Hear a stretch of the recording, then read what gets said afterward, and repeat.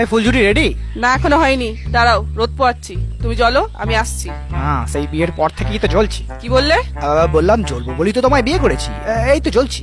আরে শুধু জ্বললেই হবে? ফেটে যদি শালা আওয়াজই না দিলি তাহলে তুই কিসের বাজি? বেশি ফাঁকা আওয়াজে কাজ নেই ভাই, আমরা আতশবাজি, সময়ের সাথে রং বদলাই, আলাদাই রংবাজি। আরে শালা তুই তো দেখছি পাক্কা ধান্দাবাজি। কি বললে? আবার সেই থেকে 10 বার তোমার সলতে আগুন দিলাম, কিন্তু ফাটার তো কোনো নামগন্ধ হয়নি। খালি চিরিক মারছো আর আগুন আগুন করছো। আরে আমার সলতেটা একটু বড় বলে জ্বলতে একটু দেরি হচ্ছে, আমি কি করব? আর আমি যে জ্বলে পুড়ে শেষ হয়ে যাচ্ছি সেটা? আরে হ্যাঁ, সেটাই তো বলছি, তাড়াতাড়ি জ্বলো, না হলে গলে যাবো তো। হ্যাঁ হ্যাঁ জ্বলছি, খালি গলে যাবো তো, জ্বালাও। জ্বালাও, সময় বাকি কয়েক মিনিট, ওড়াবো চাঁদের চাঁদে, রকেট আমি চাঁদে যাব, প্রথম আতশবাজি। লাইটার লাগাও, আগুন লাগাও।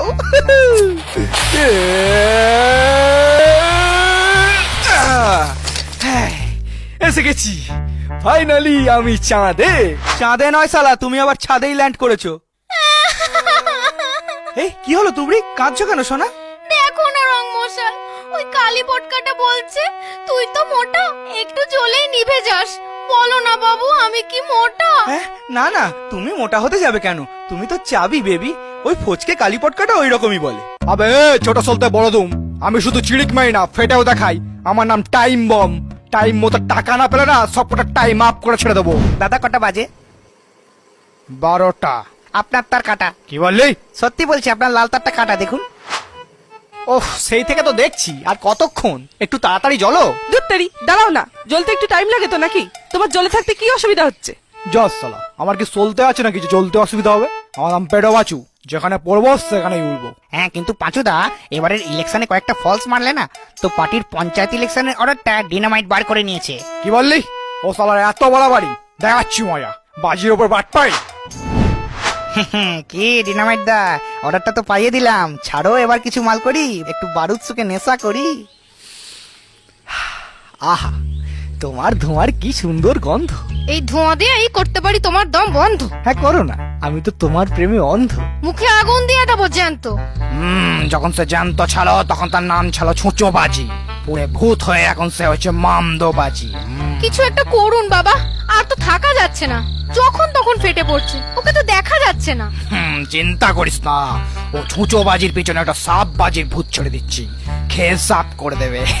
তুই শুধু তোর পকেটে যা আছে সব সাফ করে দে। হ্যাঁ সে তো দিচ্ছি, সেই থেকে তোমার সামনে তো আগুনই লাগাচ্ছি, কিন্তু তোমার জ্বলার তো কোনো আভাসই দেখতে পাচ্ছি না। আর কতক্ষণ? দূর ব্যাং, তোমার কি ধৈর্য বলে কোনো জিনিসই নেই? আর এইটুকু জ্বলতেই তোমার দম বেরিয়ে যাচ্ছে।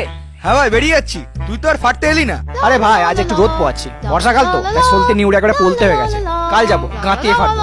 আর তোর বেচো এই চোরকি, তোমার কচু পোড়ার নাচটা বন্ধ করবে? কথা বলছি তো নাকি? ওটা কচু পোড়া নয়, ওটা কুচিপুড়ি, আর এটা ওডিসি। হ্যাঁ, তোমার দাদুর